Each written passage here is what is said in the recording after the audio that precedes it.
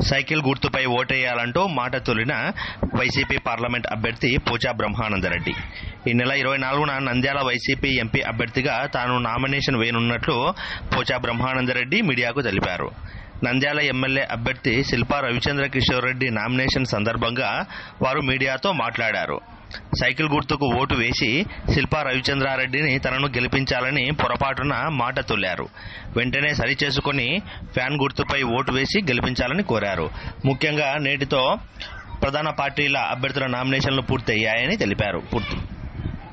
Nomination చేస్తాను. Definite కూడా మన జగన్మోహన్ రెడ్డి గారు చేసే అభివృద్ధి కానీ సంక్షేమ పథకాల వల్ల డెఫినెట్ కూడా మాకు 175-176 వస్తాయని మేము ఆశిస్తాం. డెఫినెట్ కూడా వస్తాయి.